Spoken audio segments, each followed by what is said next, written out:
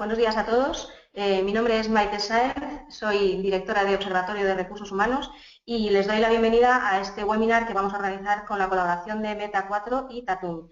Quiero daros también las gracias porque el compromiso que siempre nos une también nos ha unido a la hora de celebrar esta sesión, y he de dar la bienvenida a las 149 personas, todos profesionales de recursos humanos, que se van a sumar desde países tan distintos como Costa Rica, Argentina, Chile, México, Ecuador, Venezuela, Colombia, Mozambique también y España. Yo espero que no se me haya pasado ninguno. Os voy a dar enseguida paso con los ponentes y os hago una pequeña presentación de cada uno de ellos. En primer lugar, va a intervenir Eugenio de Andrés, en la actualidad es socio director de Tatum Consulting Group, autor y colaborador de varios libros como La pirámide hueca, Basu Keto Guru, Sé innovador RH y Recupera el optimismo. Eugenio es también ganador de varios premios en el ámbito siempre de la gestión de recursos humanos, como son el Premio Nacional Alares al mejor ensayo sobre conciliación. También es ganador del Premio HR European Award al mejor artículo de recursos humanos en el año 2011 y al Premio Most Valuable Speaker 2012 al mejor orador del año.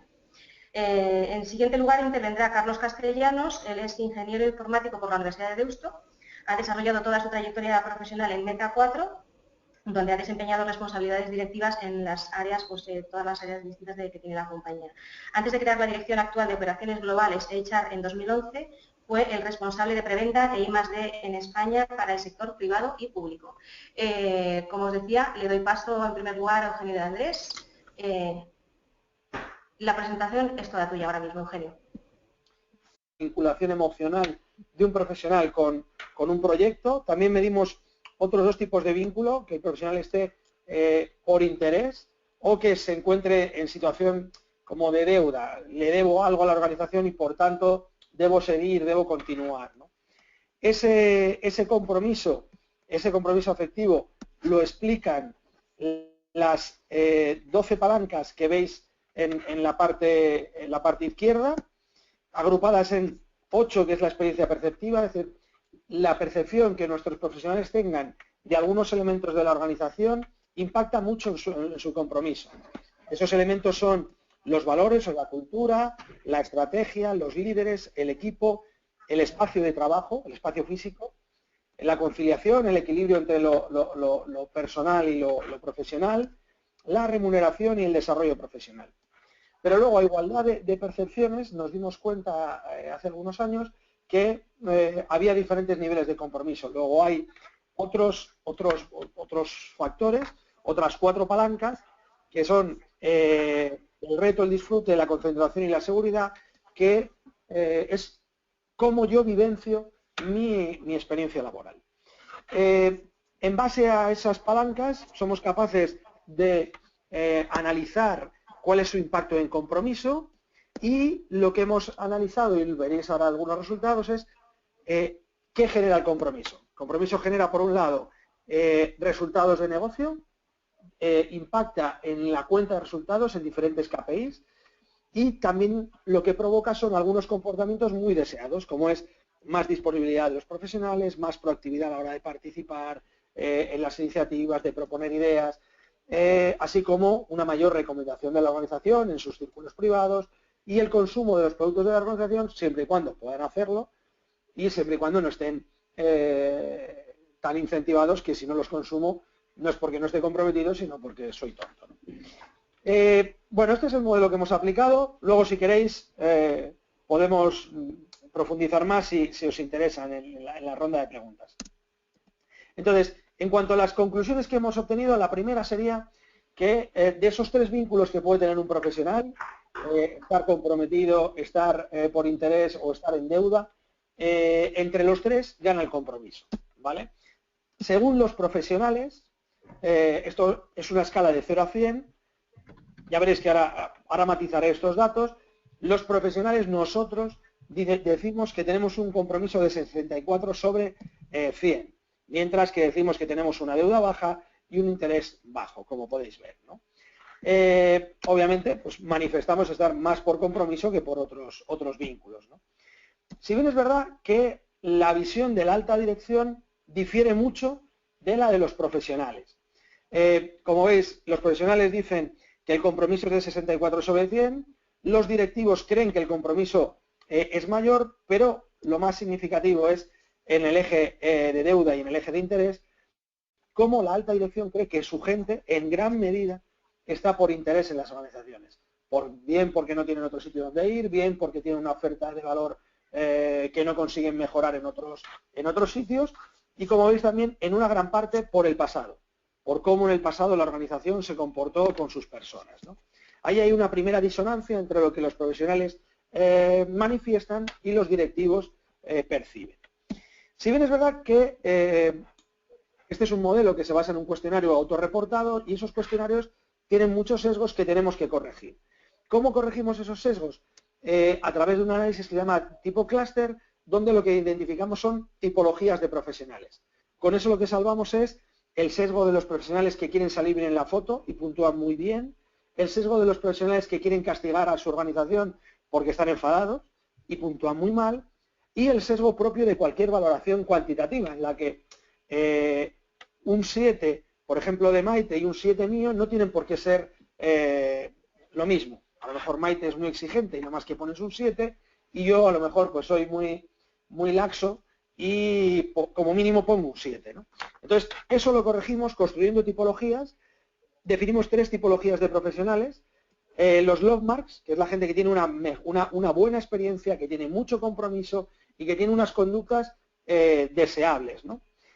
Los convertibles, que son gente con un compromiso mucho más bajo, pero que son muy volátiles. Medimos también la resistencia al cambio, cuánto tienen que cambiar esos antecedentes del compromiso para que se produzca una variación significativa del mismo, y con esas 2 variables definimos y perfilamos este tipología de profesionales que son convertibles. Y por último tenemos los desenganchados, gente con poco compromiso, difícil de reenganchar, con muy pocas conductas deseables. Entonces, si vemos estas tipologías y lo contrastamos con el dato que os presentaba anteriormente, lo que vemos es que solo el 42% de los profesionales se encuentran comprometidos realmente, son love marks de sus organizaciones.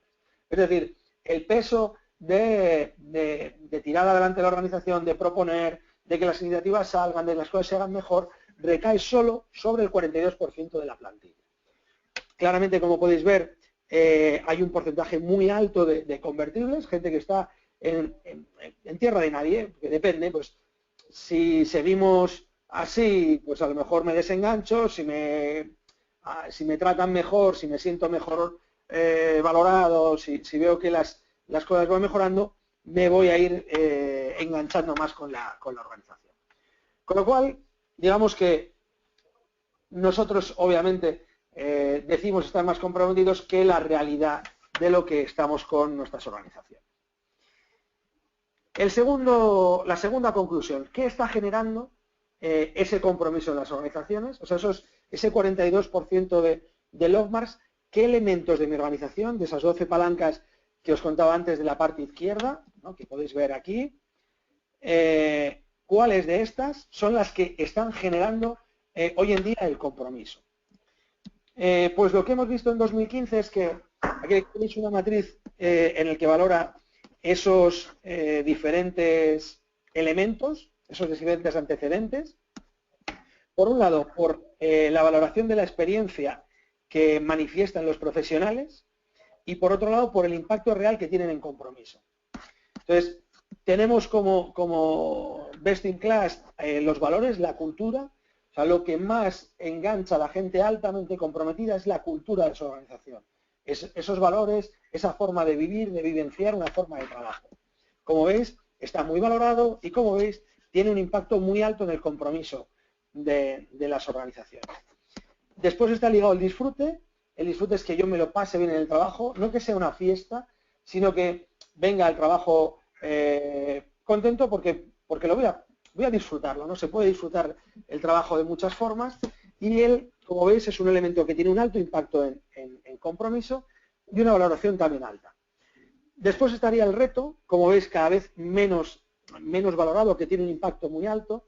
Esto quiere decir que probablemente en los últimos años las organizaciones se han centrado más en la parte operativa, de explotación, y menos en proponer proyectos que hagan que los profesionales puedan dar lo mejor de sí mismos, ¿no? Ahí tenemos un claro área de mejora. Luego, como veis, es un segundo bloque de antecedentes, concentración, espacio, seguridad y formación, que tiene un impacto no muy alto, pero significativo. Y luego hay algunos elementos que las empresas no están sabiendo activar, ¿no? Como veis, la conciliación, los líderes, la estrategia, son elementos que no tienen una valoración alta y que además no conseguimos que impacten en el compromiso. O sea, cuando un modelo de compromiso no consigue que sus líderes sean generadores de compromiso, es un momento coyuntural que va a requerir una inversión muy alta con un retorno muy pequeño. Entonces, la lectura que hay que hacer de esto no es que los líderes no generan compromiso, no, los líderes son muy generadores de compromiso, pero desgraciadamente en pocas organizaciones. Vale. Tercera conclusión que queremos compartir con vosotros. El compromiso, ¿qué es lo que provoca? Es muy importante que podamos explicar en nuestras organizaciones de una forma cierta qué podemos esperar de la gente que está altamente comprometida. Es decir, hasta el jefe más antipersonas no duda. Si tú le preguntas, ¿prefieres a alguien que esté comprometido o a alguien normal? Dice, no, yo a alguien comprometido, porque sé que me da más. ¿Qué me da más? No tengo claro, ¿no? Porque no creo en... Pero sí que me da más, sí que tengo más retorno de esa persona. Bueno, pues en cuanto a eso, lo que podemos ver, por un lado, en comportamientos, es que en esta parte de la derecha, ¿no? ¿En qué impacta el compromiso? Lo que podemos ver es que lo que más está generando el compromiso es recomendación de mi organización, ¿vale?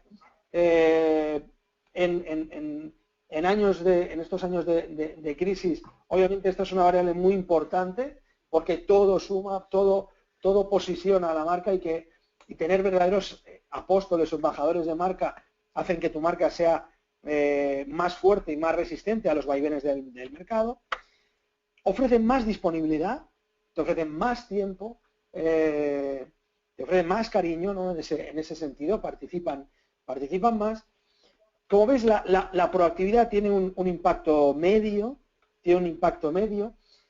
porque aquí vemos que se cruzan dos. El compromiso potencia los comportamientos de proactividad, es decir, mayor participación, propuesta de ideas, involucración, pero lo que nos damos cuenta es que esto también depende mucho de la personalidad y del profesional. Es decir, hay gente que es muy tímida y muy retraída y el compromiso le hace dar un paso más. No todo lo que debería ser, pero hay un matiz, ¿no? O sea, es decir, con el compromiso vamos a conseguir más proactividad, pero hasta un determinado punto. Sería la lectura. Como veis, el consumo es lo que menos está retornando a los profesionales, si bien es verdad que esto no se puede dar en empresas B2B y en B2C pues depende del modelo de negocio y de la incentivación que tengan los profesionales. Esto en cuanto a la parte de retorno en comportamientos, ¿vale?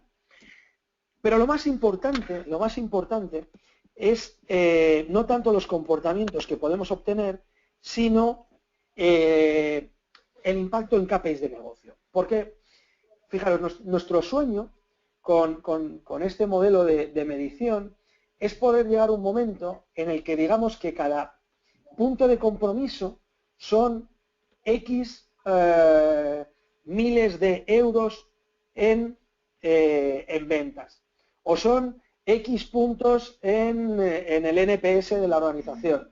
NPS es la nueva medida de satisfacción que utiliza marketing, que ha provocado una reducción de las pérdidas en stocks de tantos miles de dólares. Ese es nuestro sueño y, por tanto, si soy capaz de tocar la palanca líderes, por ejemplo, voy a conseguir no sé cuántos puntos de compromiso y, por tanto, no sé cuántos incrementos en ventas. Ese es nuestro sueño. Nuestro sueño que ahora mismo no lo podemos tocar, por eso es un sueño, obviamente, pero empezamos a acercarnos, ¿no? Y lo que podéis ver aquí, a continuación, es cuánto impacta el compromiso en KPIs de negocio. El primer aprendizaje que hemos tenido es que el compromiso no impacta igual en los diferentes sectores. Es decir, en función del sector, el compromiso impacta en unos KPIs de negocio y en otros no.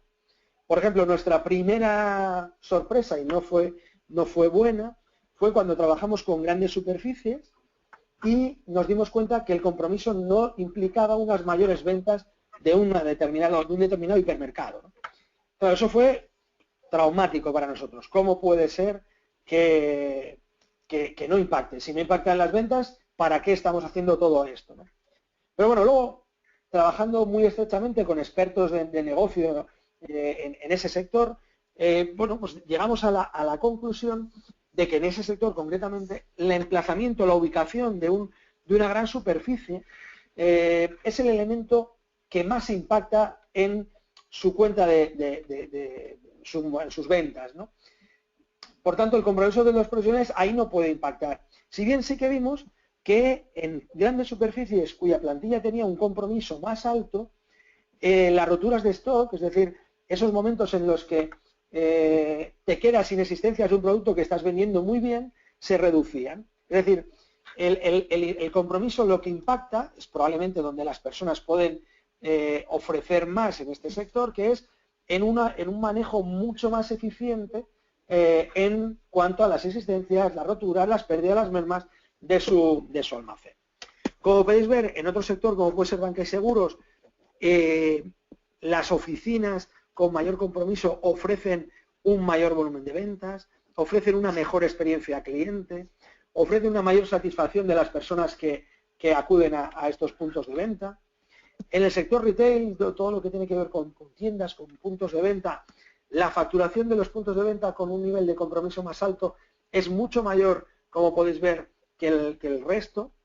Y luego en cualquier sector lo que sí vemos es una correlación directa de el absentismo se reduce, altos niveles de compromiso implican un nivel de absentismo mucho más bajo y una rotación no deseada mucho más baja, como podéis ver ahí. Con lo cual, la conclusión es que el compromiso es rentable, que podemos empezar a hablar en el idioma del negocio, en el idioma de la estrategia, en el idioma de la dirección general y enseñarle que cada vez que conseguimos impactar el compromiso, estamos aportando directamente a la cuenta de resultados.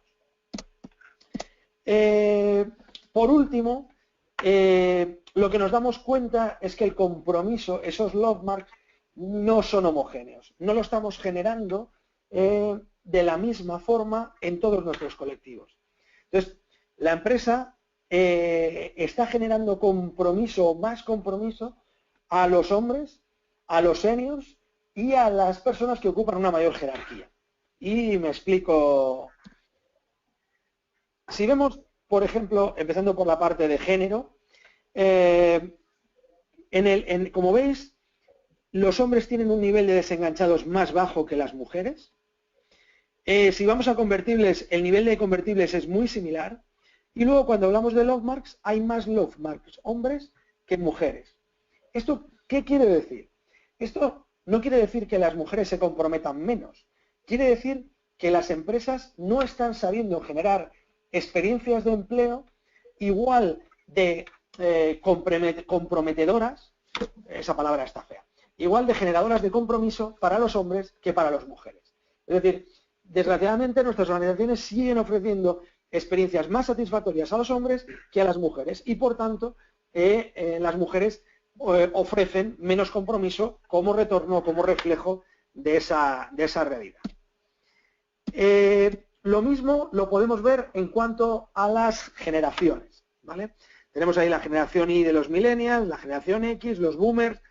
Como veis, el nivel de desenganchados es muy similar en las tres.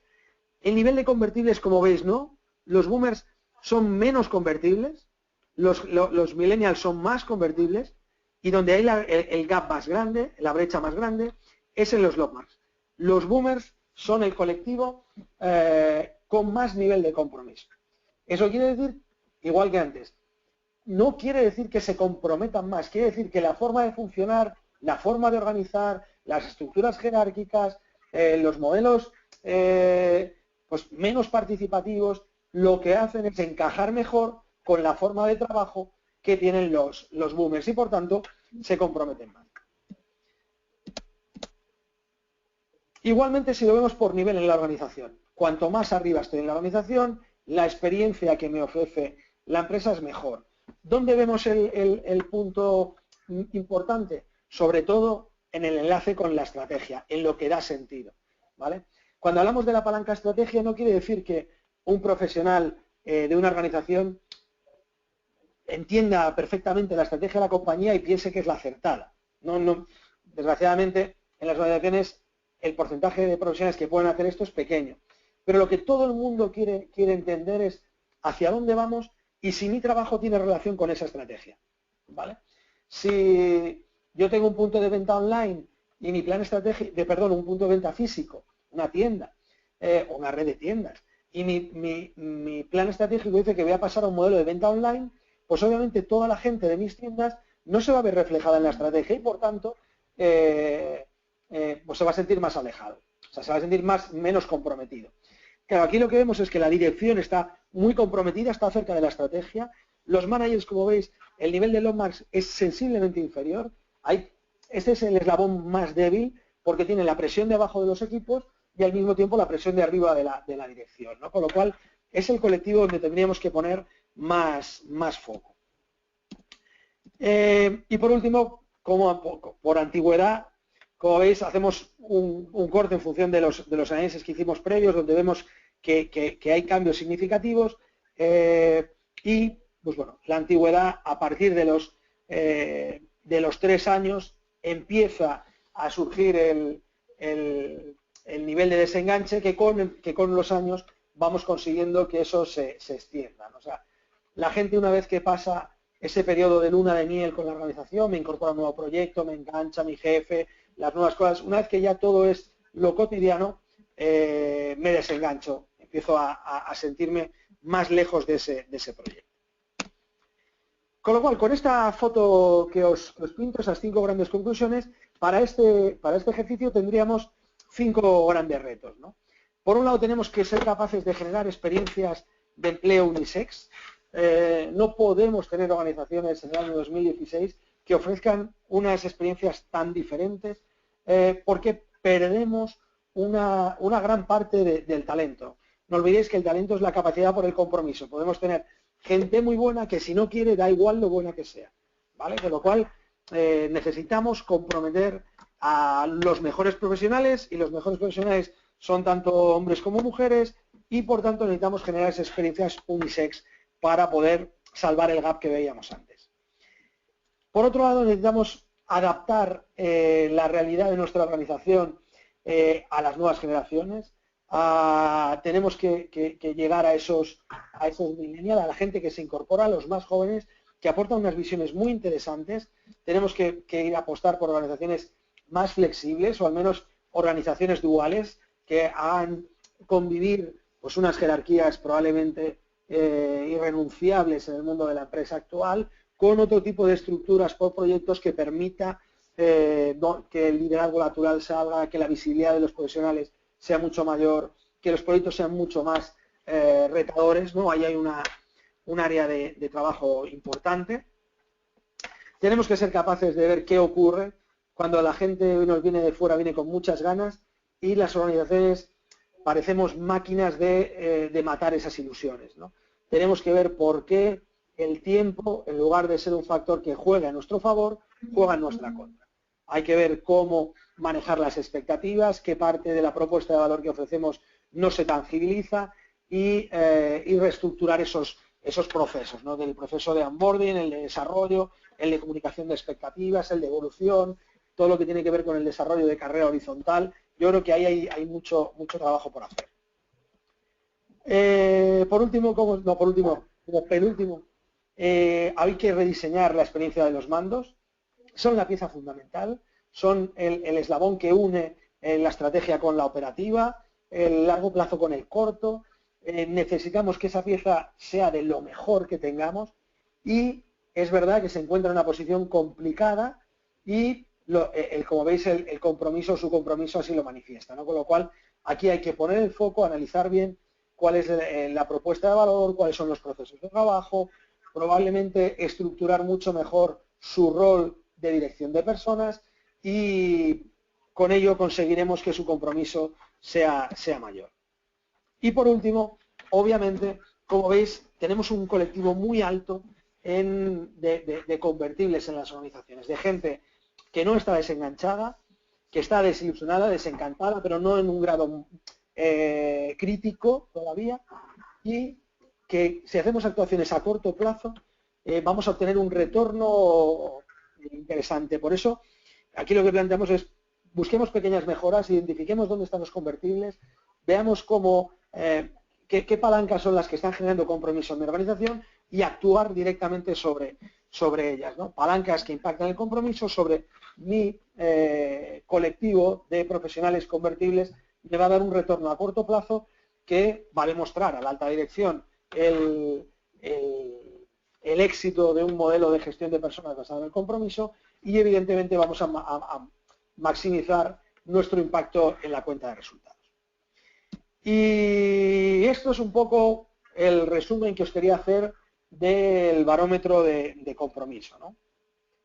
Maite, le llega el turno a Carlos, que os va a contar cómo pues, algunos de estos retos que hemos estado viendo y en base a estas conclusiones, cómo podemos desarrollarlos si tenemos las herramientas y la tecnología adecuada. Carlos. Ahí estamos.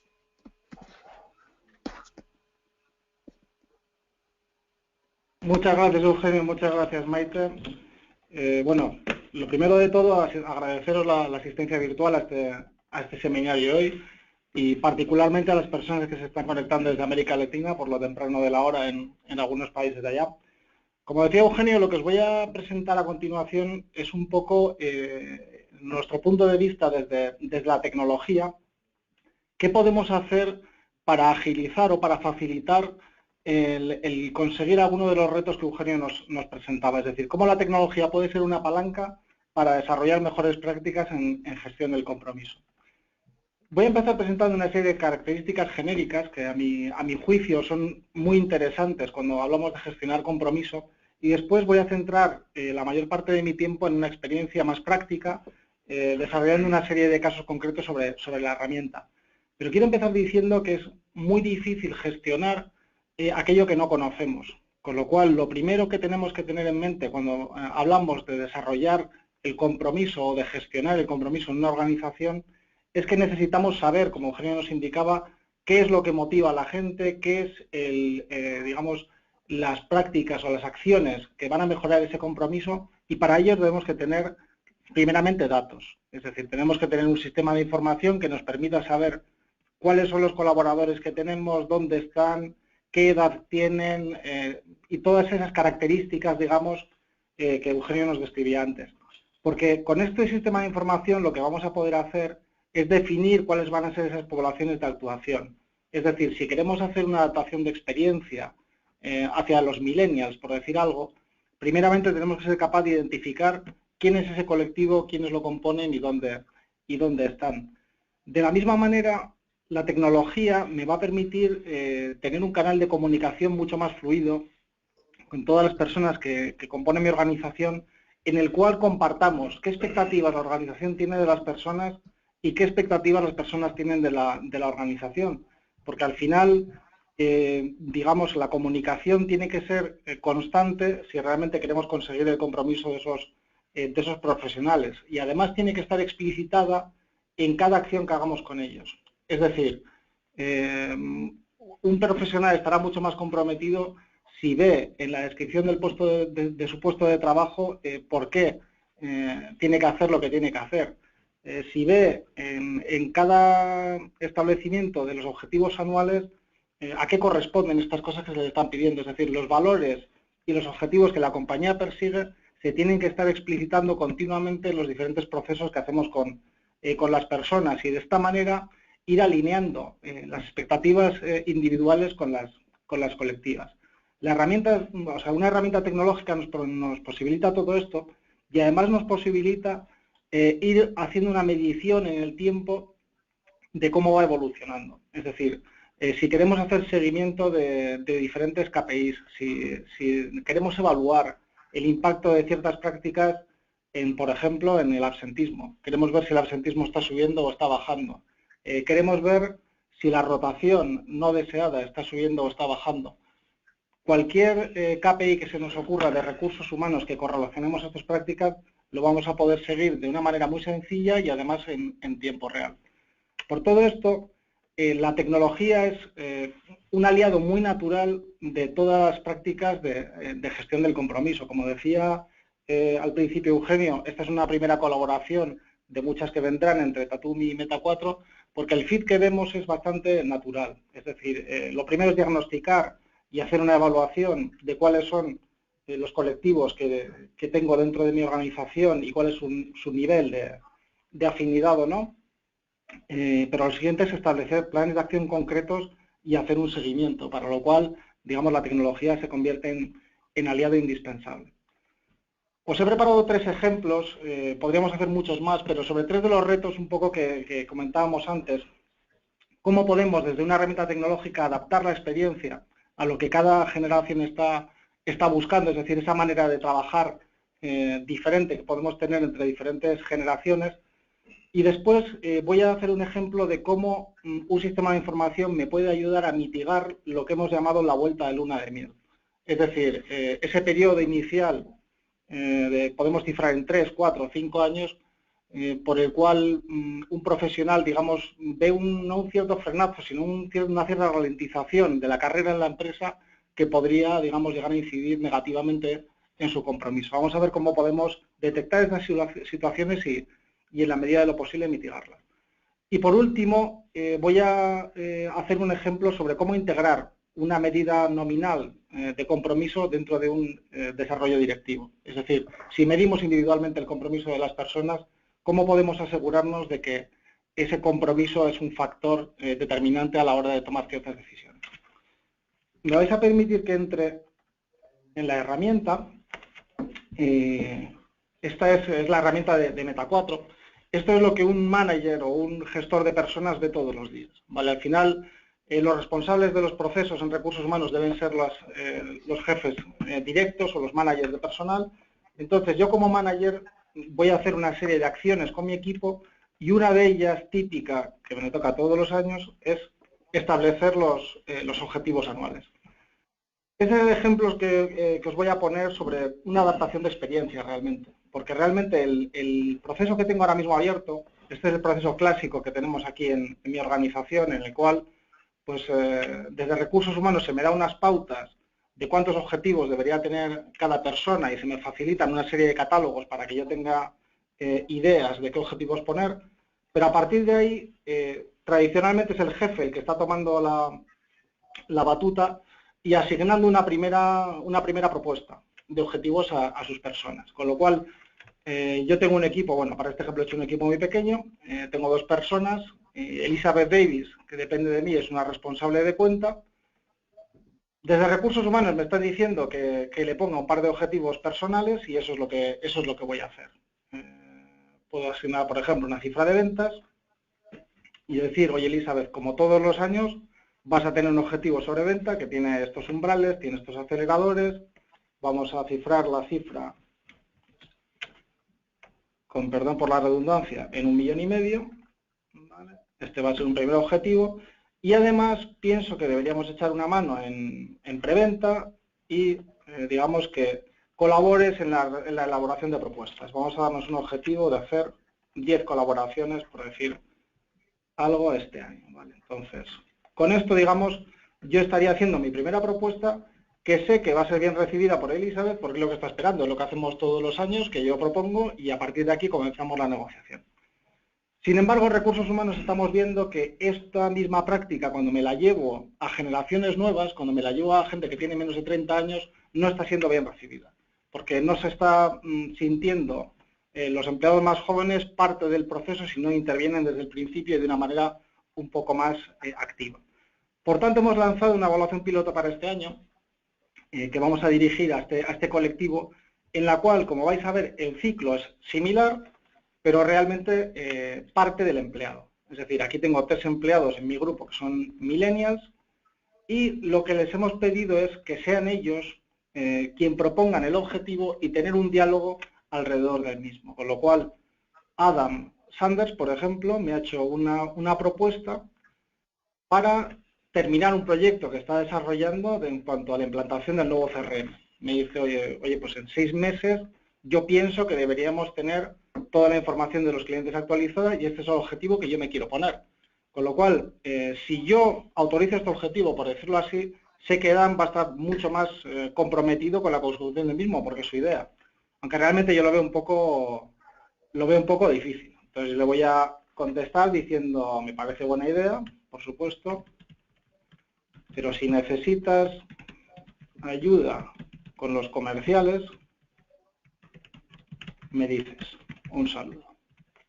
¿Por qué digo esto? Porque yo sé que cuando Adam se ponga a intentar realizar esto, va a encontrar con la típica resistencia de que los comerciales no quieren adelantar, no quieren facilitar los contactos de sus clientes en el CRM. Bueno, esto es simplemente un ejemplo de una conversación alrededor de este objetivo. Para cada uno de los objetivos que Adam me ha ido proponiendo, pues vamos teniendo el mismo diálogo hasta que llegamos, digamos, al consenso en la herramienta. ¿Por qué? Porque los millennials prefieren trabajar así, no tienen ningún miedo a la tecnología y dentro de la herramienta ven muy natural tener un diálogo asíncrono con su jefe. ¿Qué es lo que hemos conseguido al final? Un mismo proceso, que es una definición de objetivos, hacerlo adaptado a la manera de trabajar y a la manera de liderar que esperan cada una de estas dos generaciones. La generación, digamos, predominante en mi empresa ahora mismo y los millennials que estamos empezando a incorporar. ¿Para qué? Para conseguir que el compromiso que tiene cada una de estas personas sea el máximo. El segundo ejemplo que os quería poner tiene que ver, como decía, con la luna de miel. Es decir, ¿qué pasa cuando una persona pasa 3, 4, 5 años en su primer trabajo, en su primera compañía, pues que se produce una situación lógica de un cierto desenganche que podría llegar a una rotación no deseada? ¿Cómo podemos paliar eso como un sistema de información o cómo nos puede ayudar un sistema de recursos humanos a hacer esto? Bueno, pues primeramente identificando, automatizando estas situaciones. Es decir, si queremos tomar una acción cuando alguien hace 3 años en la empresa, podemos definir una alerta para que al responsable de esta persona le llegue un aviso diciéndole: tienes un empleado en esta situación que el 12 de mayo está cumpliendo 3 años en la empresa y le pedimos que ejecute el protocolo tercer aniversario. Pues me hace mucha gracia lo del protocolo, pero bueno, el procedimiento. ¿Qué quiere decir esto? Quiere decir que yo, como responsable de personal, voy a tener que sentarme con esta persona para hacer un punto de situación en su carrera, ¿vale? Y contrastar, digamos, sus expectativas, nuestras necesidades y un poco hacer cierto desarrollo profesional. Para eso, lo que voy a hacer en primer lugar es ir al plan de David para ver un poco cuál es su situación actual. Y veo de un vistazo que hay un par de acciones que se han hecho con él. Se le dio una formación en ventas cuando entró en 2014 y ahora mismo, esto es interesante, está dentro de un programa de mentoring. Con lo cual, aquí, bueno, puedo ver el detalle y veo que Nicolás Legendre, pues hace ya un tiempo, porque desde inicio del 2015, le está haciendo un seguimiento y le está ayudando con su plan de ventas. Con lo cual, bueno, pues igual es interesante que hable con Nicolás para que me dé también su opinión. Desde aquí, aparte de ver las acciones que puedo estar haciendo con el de desarrollo, yo puedo consultar el perfil de talento de David.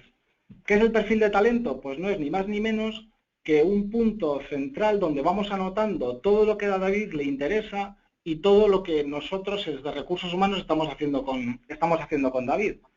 En primer lugar, ¿qué veo? Bueno, pues su rendimiento, las evaluaciones de desempeño que ha ido teniendo. Estamos hablando de una persona que ha tenido una muy buena evaluación el año pasado. Es un comercial y lo tengo ubicado en Londres. Lo segundo que puedo ver es las preferencias profesionales que le ha ido manifestando a lo largo del tiempo. Es decir, en sus evaluaciones, en sus entrevistas, en sus conversaciones, él ha ido diciendo que tendría un interés en moverse a Alemania, por ejemplo, y que también, y esto es interesante, le gustaría asumir el crecimiento y mantenimiento de una cartera comercial. Digo que esto es interesante porque si miro su plan de carrera, inicialmente lo que habíamos previsto para él y lo que habíamos acordado con él era que iba a estar en un puesto de comercial y que después, en un plazo razonable, su paso siguiente podría ser hacia responsable de cuenta, es decir, hacia Key Account Manager. Sin embargo, él quiere hacer desarrollo de negocio. Después de los primeros años en la empresa, es su interés. Y veo pues, que efectivamente, oye, no tiene mala preparación, porque tiene un conocimiento funcional y técnico de lo que vende alto y además una orientación al cliente, que son dos cosas necesarias. Con lo cual, bueno, podríamos verlo, ¿vale? Bueno, aquí puedo ver los idiomas que habla, bueno, veo que es bilingüe en alemán, quizá por eso el tema de Alemania le gusta, etcétera. Y en resumen, digamos, puedo prepararme para esa entrevista que vamos a tener de alineación de expectativas. Esa entrevista la puedo solicitar desde aquí o directamente puedo ver qué es ese protocolo que decía antes que Recursos Humanos ha marcado para mí, porque el sistema también me va a permitir categorizar acciones según diferentes situaciones. Con lo cual, en este caso, como manager me han dicho, oye, cuando alguien cumple 3 años de antigüedad, pues lo que tenemos que hacer es una entrevista de seguimiento y opcionalmente ver un e-learning de motivación laboral para preparar esta entrevista si así lo deseamos. Bueno, no me quiero extender más en este ejemplo, lo único que quería haceros ver es que puedo automatizar la situación que quiero vigilar de manera transversal a toda mi organización, puedo hacer ver al empleado que nos estamos preocupando por él y que realmente la empresa está valorando lo que está haciendo aquí y alinear expectativas y necesidades para mejorar ese compromiso. Por último, el tercer ejemplo que os quiero trasladar. ¿Cómo podemos integrar el compromiso dentro de las decisiones que tomamos con nuestros empleados clave? ¿Vale? Esto, digamos, aquí ya no estamos hablando de unas prácticas grupales o, digamos, poblacionales según ciertos segmentos, sino que estamos hablando de cuando tengo una persona concreta con la que tengo que tomar decisiones, cómo puedo valorar el compromiso que tiene y decidir el peso que le doy dentro de los diferentes factores. Para esto lo que os quiero enseñar es, bueno, aquí tengo la típica matriz de desempeño y potencial, es decir, el sistema me permite clasificar en un eje, pues quién tiene un desempeño determinado y en el otro eje, quién tiene un potencial para hacerlo todavía mejor. Voy a hacer un filtro para trabajar con una población top, es decir, solo quiero los 2 niveles más altos de rendimiento y los 2 niveles más altos de potencial, por ejemplo. Esto me va filtrando. Y lo siguiente que veo es que tengo marcada una leyenda de colores, que quiere decir cuál es el riesgo de salida que estamos midiendo para cada una de estas personas.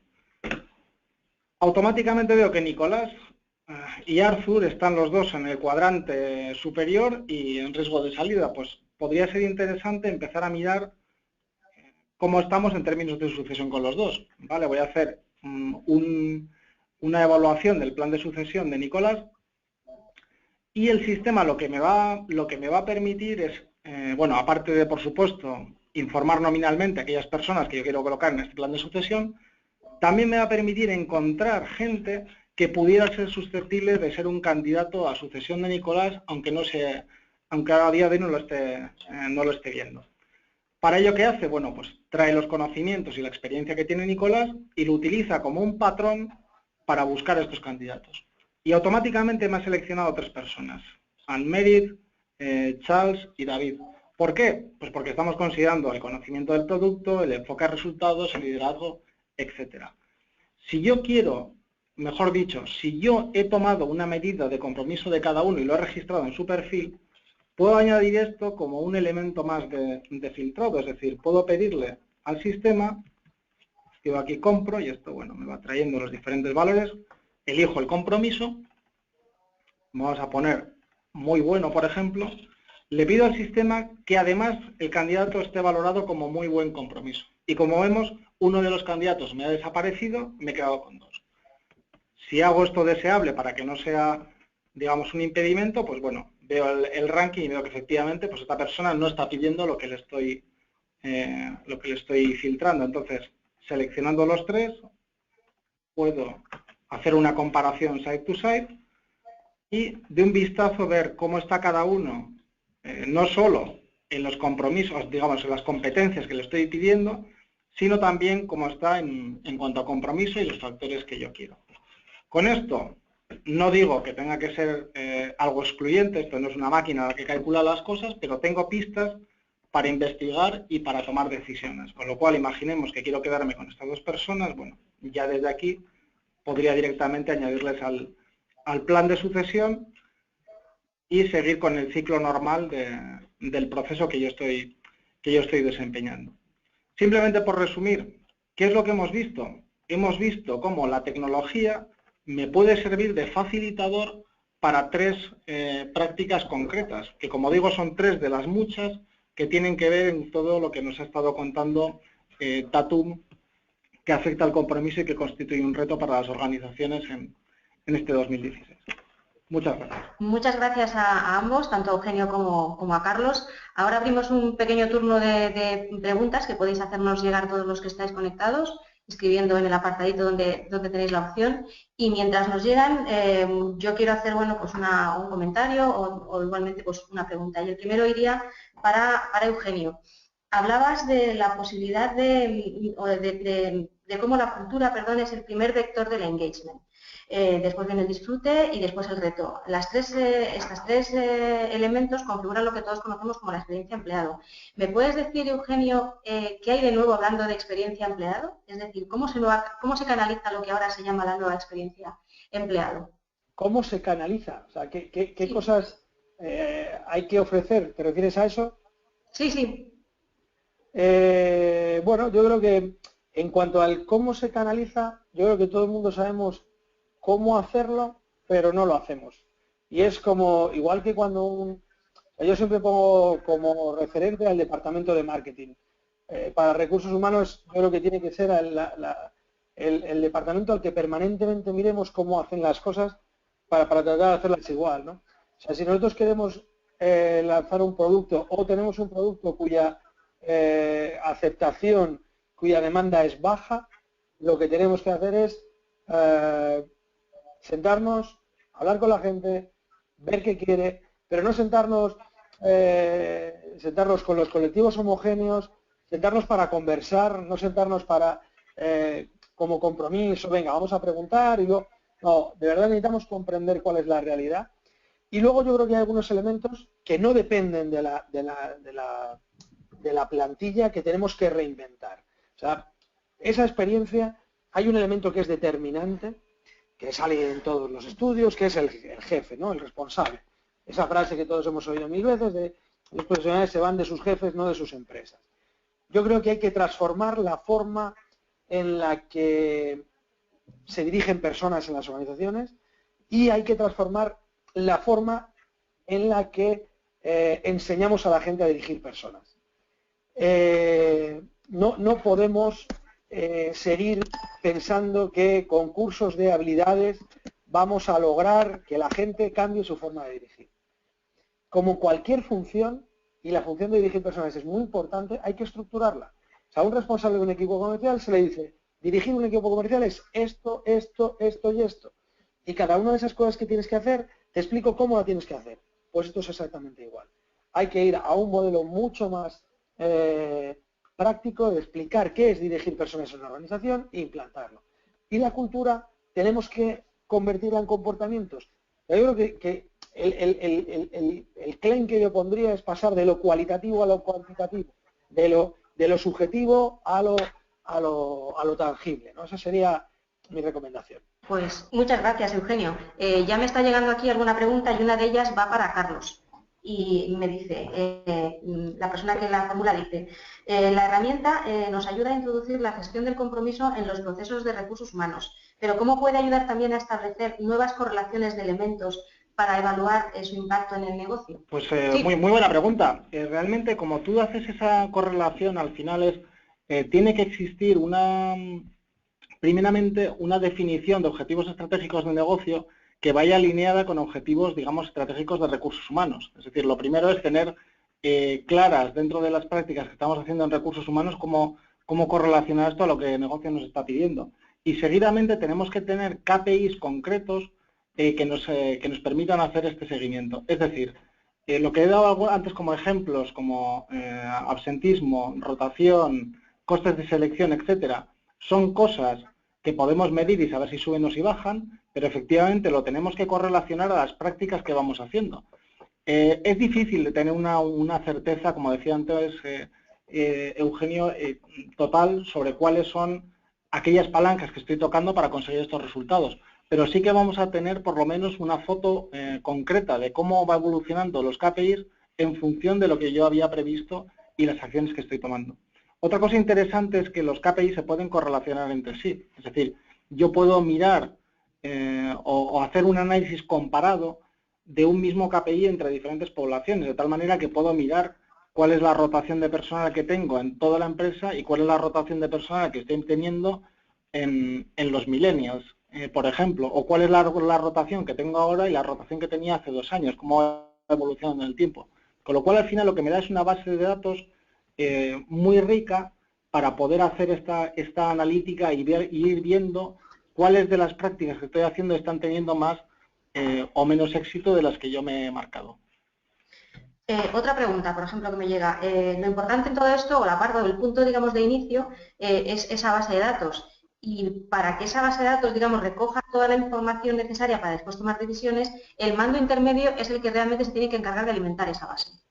¿Cómo se puede estimular al mando intermedio a que acabe tomando este tipo de herramientas como su herramienta básica de trabajo y de gestión de equipo en la línea?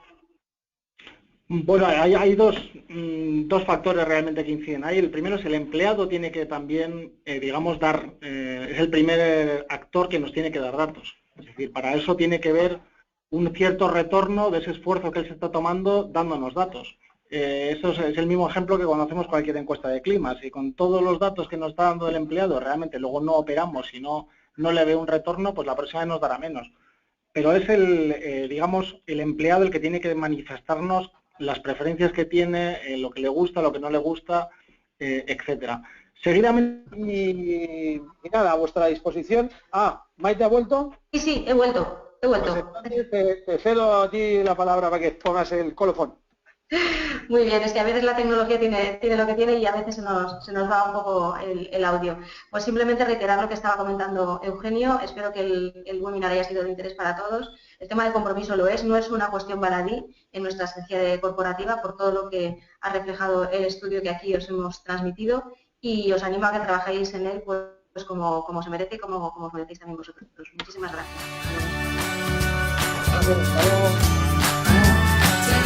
Muchas gracias.